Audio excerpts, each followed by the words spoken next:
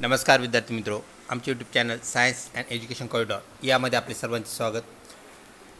CET sale अंतर्गत होणाऱ्या ज्या CETs आहेत या सर्व CETसाठी जे कॅप राऊंड्स असतात जे की रिझल्ट लागल्यानंतर अपलोड होतात, तर त्या कॅप राऊंड संदर्भात आपल्याला CET सेलने एक सुविधा दिली आहे, ती म्हणजेच कॅन्डिडेट हेल्प मॉड्यूल। कुठल्याही प्रकारची आपली जर क्वेरी असेल तर विविध टॅबद्वारे ती आपल्याला विचारता येते, CET सेलवरती आपल्याला संपर्क साधता येतो।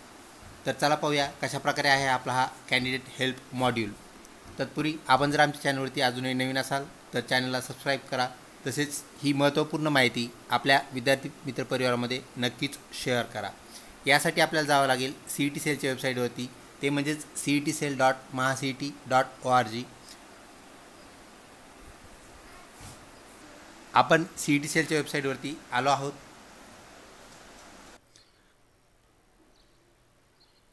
आपण इथे रनिंग नोटिफिकेशन्स पाहू शकता, तसेच वरती स्क्रॉल केल्यानंतर आपण कॅन्डिडेट रजिस्ट्रेशन, त्यानंतर कॅन्डिडेट हेल्प मॉड्यूल पाहू शकता। तर कॅन्डिडेट हेल्प मॉड्यूल याला आपण क्लिक करूया, जे की ॲक्टिवेट झालेले आहे। त्यानंतर आपल्याला इथे लॉग इनची सुविधा दिलेली आहे, लॉग इनमधून ते आपल्याला पाहता येतं। आपण लॉग इन पेजवरती लॉग इन करून इथे आलेलो आहोत।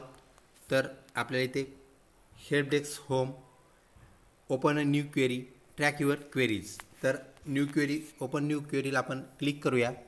याला क्लिक करताच आपल्याला प्रोफाईल पाहायला मिळतो आपला। त्यानंतर हेल्प डेस्क याला क्लिक करायचं आहे।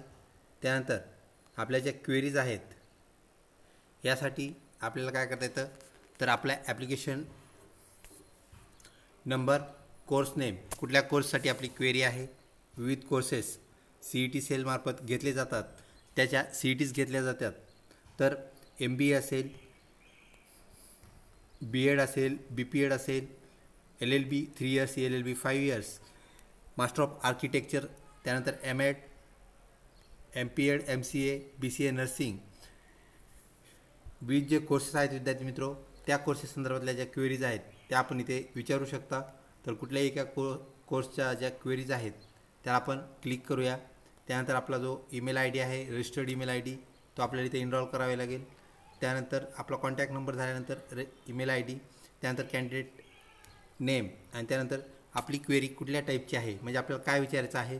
इथे त्यांनी टाईप्स दिले आहेत, तर कोर्स नॉट अवेलेबल, त्यानंतर एक्झामिनेशन सेंटर, त्यानंतर फॉरेन कॅन्डिडेट्स, विविध ज्या hall ticket information, others, payment related, refund, या क्वेरीज आपण काय करू शकतो, इथे विचारू शकतो।